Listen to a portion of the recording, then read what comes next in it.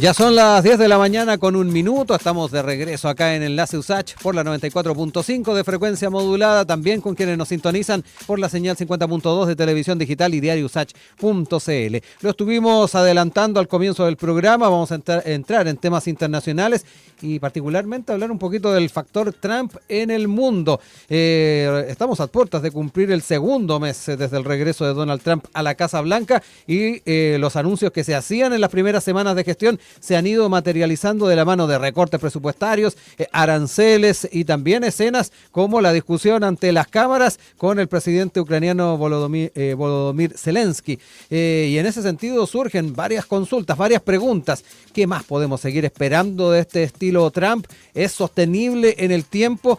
Tomando en cuenta que recién estamos partiendo este mandato. Es lo que queremos conversar el día de hoy con el analista internacional, académico del Instituto IDEA de nuestra universidad y director del doctorado en estudios americanos, Fernando Estensoro, que agradecemos que esté con nosotros acá en el estudio. ¿Cómo está, profesor? Muy buen día. Hola, buenos días, Rodrigo, y muchas gracias por la invitación a conversar contigo y con tus oyentes. Oiga, le decía antes de ir al aire, increíble como varios temas de la agenda internacional se están topando de alguna manera con la figura del mandatario estadounidense. Está la elección del nuevo primer ministro de Canadá, donde efectivamente él ya está estableciendo ciertos criterios a la hora de enfrentar, obviamente, a Estados Unidos. Ha dicho que promete enfrentar a Trump a propósito de lo que han sido todos estos recaditos que ha estado mandando respecto a una eventual incorporación de Canadá como un estado más. Por otro lado, tenemos elecciones en Groenlandia que también están marcadas por lo que han sido estas bravatas del presidente de Estados Unidos. Está la búsqueda de una salida a la guerra en Ucrania, en Arabia Saudita. En fin, hay varios temas en la agenda donde de una u otra forma Estados Unidos y Trump están involucrados. Esta es una muestra patente de esta impronta, por decirlo de alguna manera, bien agresiva de Trump para posicionarse en este segundo mandato, profesor.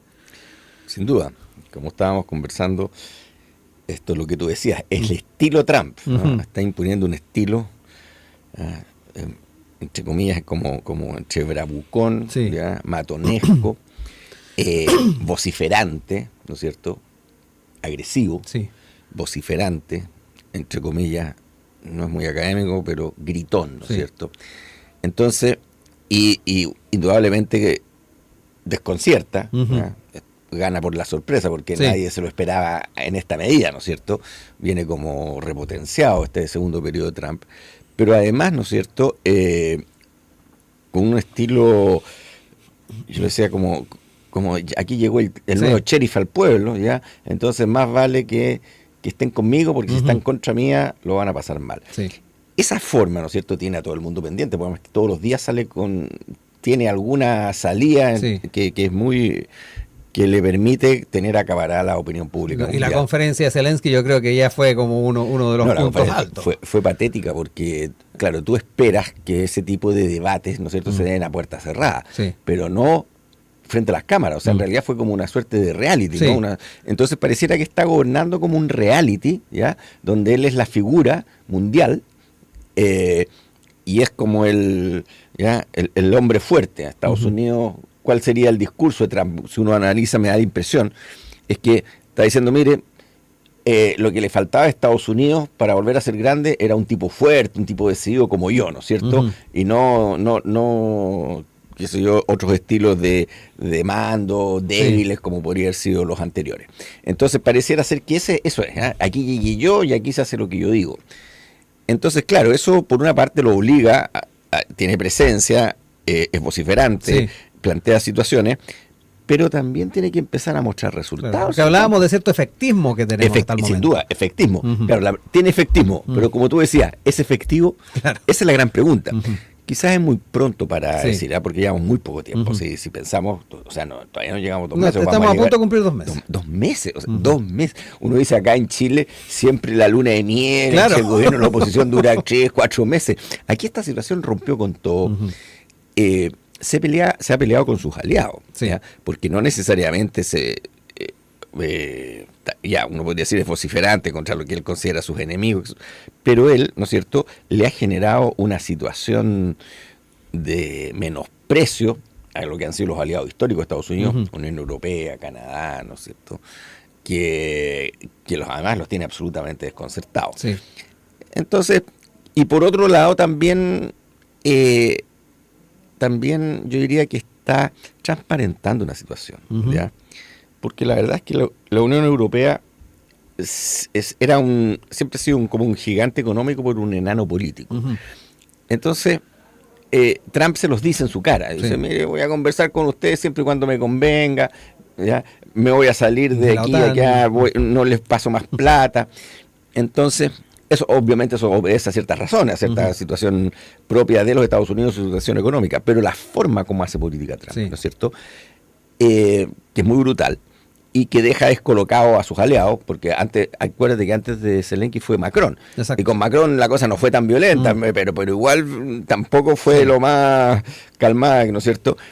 A Zelensky sencillamente, bueno, Zelensky es el más débil en esta ecuación, y simplemente lo ridiculizó, o sea, lo insultó, lo ridiculizó y fue brutal. Hizo una demostración de fuerza, ¿eh? Para mí no fue casual, hizo una demostración de fuerza brutal, como mostrando al mundo. Y claro, lo hizo con el más débil. Claro. Oiga, profesor, dentro de lo que han sido estas decisiones que se han tomado en la interna del gobierno de Donald Trump, muchos están mirando la figura de Elon Musk. ¿Cómo ve ese factor Musk? Porque sabemos que dentro de Estados Unidos están estos recortes presupuestarios, se ha estado también despidiendo funcionarios públicos. ¿Cuánto también puede estar influyendo en una manera de hacer política que conocemos de Donald Trump, pero que está teniendo elementos un poco más profundos en esta gestión? Y muchos están mirando efectivamente cuánto puede estar influyendo Musk. Claro. Bueno, ahí yo creo que tenemos que precisar dos cosas, ¿ya? Uno es el estilo Trump, ¿ya? Y otra cosa es quien gobierna Estados Unidos, ¿ya? Obviamente Trump no está solo, él es la principal figura, pero detrás de él hay equipos, hay empresas, hay economía, hay proyectos. Sí. ¿Ya? Me acuerdo de la portada de la revista Time donde salía Elon Musk en el Salón Oval. Claro, entonces, pero eso es porque además hay una guerra política desatada en Estados Unidos. Entonces... Que ya eso, bueno, después tendríamos que analizar qué está pasando al interior de la sociedad estadounidense. Pero lo concreto, entonces, claro, tiene este estilo brutal. Elon Musk, bueno, si tú te fijas, él como que mostró que está con los innovadores, con los que tienen las nuevas tecnologías, las nuevas formas de comerciar por internet, etcétera, ¿ya? Y puso a ellos como sus principales aliados, ¿no es cierto? Lo que hizo con Zuckerberg, ¿no es cierto? Con Bezos, etcétera. Dentro de eso, sin duda que Elon Musk en sí es una figura muy mediática, muy polémica, pero para mí Elon Musk cumple órdenes de Estados Unidos, o sea, perdón, de Trump. De Trump. ¿Ya?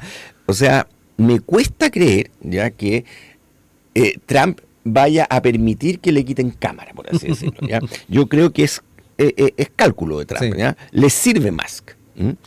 Y por supuesto lo tiene ahí haciendo declaraciones, y claro, y Musk tiene un estilo también muy singular.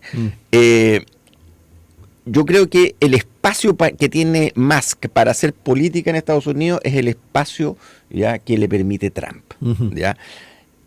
Y mi impresión es que si Musk le empieza a quitar cámaras y le empieza hasta ahí no va a llegar el señor Elon Musk. Ahora, dentro de eso, como es una figura mediática, como tiene, bueno, dueño de todas estas cosas de Starlink, etcétera, con grandes intereses económicos, ¿ya? Y todos estos cambios de presupuestarios, etcétera, en el fondo van a ir a favorecer a determinados grupos económicos, ¿ya? Y seguramente entre ellos los intereses económicos de Marx, de Bezos, etcétera. Entonces, yo creo que ahí hay que distinguir dos cosas. Uno, la puesta en escena, y dos, la política económica real y por dónde se están haciendo los recortes. ¿Me entendí? Lo otro que hizo, y que ya a diferencia de lo que pasó en su primer gobierno, Musk es cierto que está haciendo recortes, pero en el fondo está cambiando a la gente, ¿ya? El establishment de funcionarios públicos, que es muy fuerte en Estados Unidos, muy tradicional, etcétera, y que como que le puso piedras en el camino al primer gobierno de Donald Trump. Trump aprendió de eso, entonces hoy día lo que está haciendo los está cambiando. No es que estén desapareciendo, les está cambiando y obviamente le va a cambiar seguramente el tipo de política en función de lo que él considera que les sirve, ¿ya? Entonces, bueno, eso es muy complejo por otro lado, porque es cierto, y además que acuérdate que dijo que iba a disminuir los impuestos. Además. Entonces, claro, tiene que achicar el Estado, que eso es relativo, ¿no es cierto? Pero por otro lado va a disminuir los impuestos, y va a disminuir los impuestos a la gente con más dinero. Claro. ¿Ya?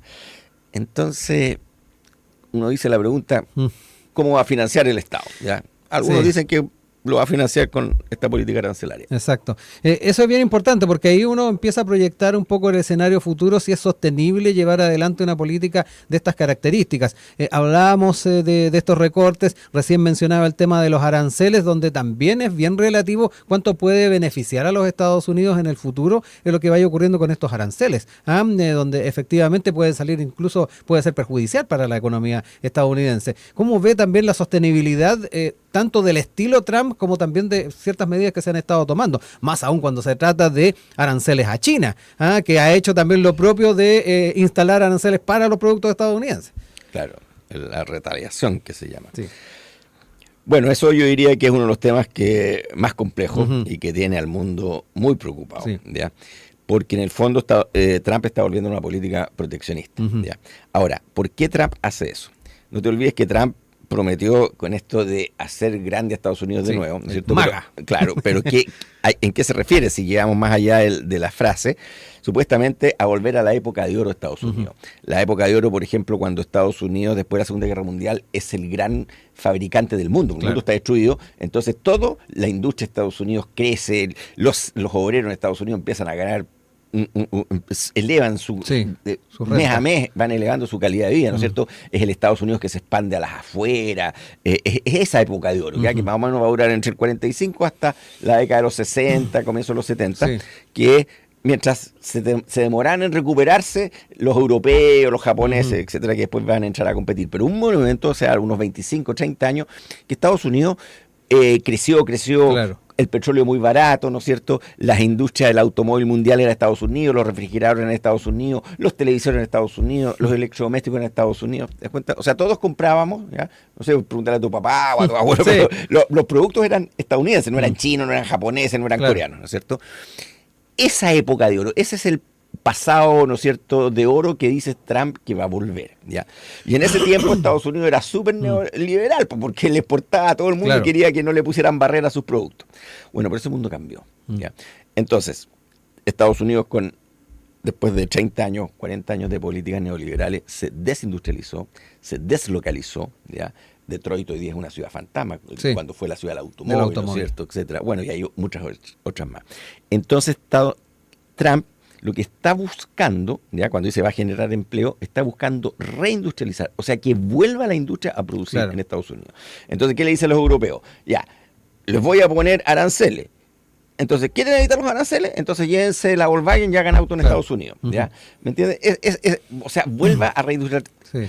Es una política arriesgada, ¿ya? Compleja, porque además que empieza a subir, pues si tú entras en esa dinámica, partís poniéndole aranceles a esto, pero después al final termináis subiendo aranceles porque tienes que terminar protegiendo toda la economía, porque lo que produzcas en Estados Unidos va a ser más caro. ¿Ya? Y recordemos que está mirando al cobre, están haciéndose los análisis, es que efectivamente se... Claro.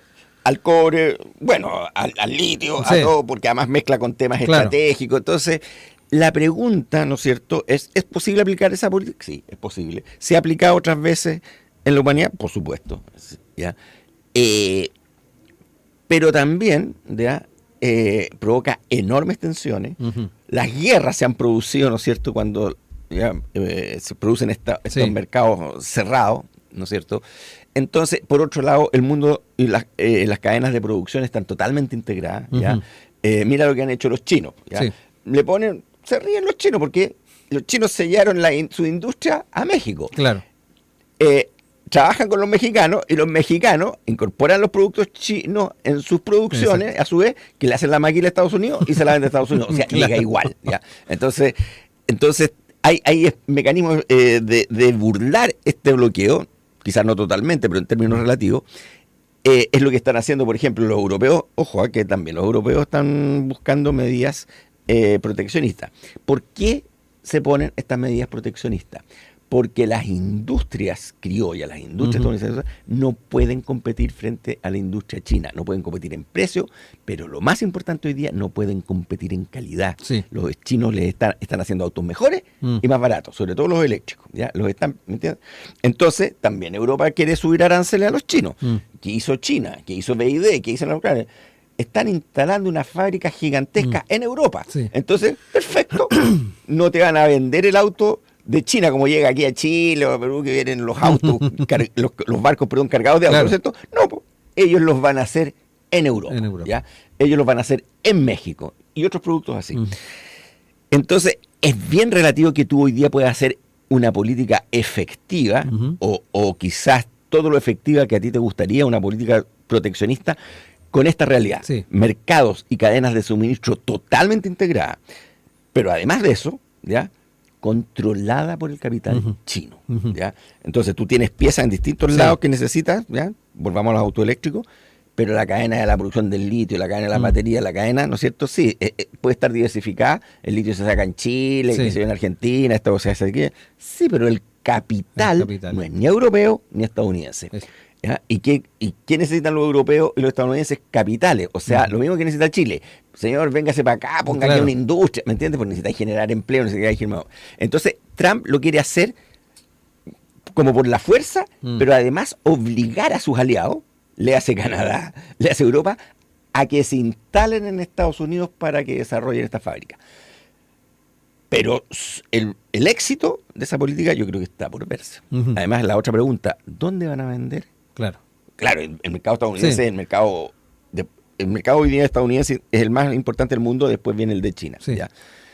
Sí, pero mientras tú tienes a los chinos, no solamente los chinos, otros asiáticos, que a nivel del mercado mundial te compiten, ¿ya? Un auto de lujo, porque ahora estamos hablando de los Porsche, ya no estamos hablando de autitos chicos, ¿ya? Y resulta que los autos, los camiones de trabajo, los tractores, los trenes, son de igual o mejor calidad y más baratos, ¿ya? Entonces, claro, en el mercado, en el resto del mundo, en vez de competir Estados Unidos contra esos productos, se está defendiendo. ¿Ya? Se supone que tú te defiendes hasta que nuevamente eres capaz de competir en el mercado mundial. 2, 3, 4, 5, 10 años. Pero, bueno, eso es la teoría, pero otra cosa es la práctica, y la práctica está mucho más mediada por la realidad. Quería recordarles que estamos con Fernando Estensoro, analista internacional, académico del Instituto IDEA de nuestra universidad y director del doctorado en estudios americanos, hablando del factor Trump y particularmente cómo el mundo va haciendo frente de aquello. Quiero quedarme en Latinoamérica, profesor, porque ahí viene una pregunta bien importante, las estrategias que se pueden manejar de parte de nuestros países. Hablábamos de México, que va a estar ahí también afectado con aranceles, y también la posibilidad de que otras materias primas, hablábamos del cobre, puedan sufrir alzas. ¿Dónde están las estrategias que se pueden manejar, tomando en cuenta de que también medidas proteccionistas de parte de nuestros países, a excepción tal vez de México o Brasil, son muy difíciles de establecer y que tengan efectos positivos? ¿Por dónde están las estrategias? No sé si los organismos de carácter regional pueden apoyar aquello. ¿Cómo lo ve ese escenario, profesor? Bueno, Chile tiene una economía totalmente abierta. ¿Ya? Entonces, claro, los países como los nuestros, más bien pequeños, ¿ya? Y con economías totalmente abiertas, lo que menos nos sirve es una guerra comercial. Exacto. O sea, eso para nosotros se nos pone muy, muy complejo. Con respecto al cobre, bueno, hoy día Chile tiene una importante exportación a Estados Unidos, pero la verdad es que el principal mercado es chino. O sea, en ese sentido, no estamos en una situación dramática, ¿ya? Compleja, sí, sin duda, pero dramática, o sea, se puede reorientar. Claro. ¿Cuál sería el problema de una guerra comercial importante entre Estados Unidos y China? Que eso igual va a contraer el mercado chino. Entonces, si China empieza a bajar su demanda, ahí ya empezamos todos a tambalear. Pero eso es más o menos lo que se vislumbra en el horizonte, pero no sabemos si esto va para allá. Ahora, el problema, no solamente económico, el problema es político, como lo hemos conversado antes, y geopolítico, ¿no es cierto? Aquí tenemos grandes conglomerados, países continentes como Estados Unidos, países continentes como China, países continentes como la India, ¿no es cierto? Países continentes, incluso Rusia, que es un país continente enorme, y la Unión Europea, que tiene un tremendo mercado, ¿no es cierto? Entonces, si esos grandes empiezan a pelear, empiezan a negociar, ¿me entiendes? Va a venir un proceso de negociación, de conflicto y negociación, un tira y afloja, donde van a tratar de repartirse las mejores condiciones para ellos. El problema es que pasa con nosotros, con los chicos, nosotros que, ya no digo yo como chileno, ¿no es cierto? Sí. Hay gente que no está...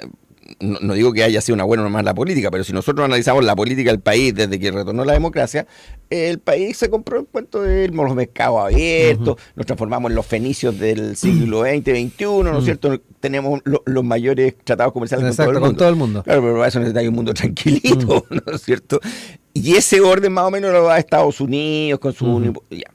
Pero resulta que el que creó ese orden ya no lo puede mantener, le cambiaron las situaciones y están cambiando esas reglas del juego, están cambiando las reglas del juego geopolítico. ¿Ya? Por eso te digo que esto no se va a arreglar con medidas, esto es un tema, y en ese marco, ¿ya? Lo que tendría que hacer América Latina, y particularmente Sudamérica, debería unirse, integrarse, elevar frentes comunes, ¿no es cierto? Porque incluso Brasil está complicado, ¿ya? Porque ese orden internacional, ese sistema internacional, o sea, la Organización Mundial del Comercio, Estados Unidos no la está respetando, ¿ya? Se salió de la Organización Mundial de la Salud, ¿ya? El derecho internacional, todo eso, ¿ya? Puede quedar en foja cero, puede irse al tarro a la basura mientras se crea un nuevo orden con otras reglas. Por eso aquí hay una gran incertidumbre, y si nosotros queremos participar de ese proceso, ya tú entiendes que Chile como país, ¿no es cierto?, en este concierto de poder mundial, no pesamos absolutamente nada. Argentina no pesa absolutamente nada. Perú, Bolivia, ¿ya? El que podría existir un pelito más, ¿no es cierto?, que podría tratar de negociar, es Brasil. Pero incluso Brasil, ¿no es cierto?, ya tampoco las tiene todas. ¿Por qué? Por una relación de fuerza, ¿no es cierto? Nosotros estamos divididos, somos países chicos y ya no hay ese orden liberal internacional que surgió bajo el alero de Estados Unidos después de la Segunda Guerra Mundial, que creó las Naciones Unidas, que creó, ¿no es cierto?, el Fondo Monetario Internacional, el Banco Mundial. Ese orden es lo que se está desmoronando, ¿ya? Entonces, va a venir, claro, hasta que no surja un nuevo orden que es producto de un reordenamiento de poder, estamos en un proceso intermedio, ¿no es cierto? Ese viejo orden está muriendo y el nuevo orden todavía no nace, un poco así como lo que decía Gramsci.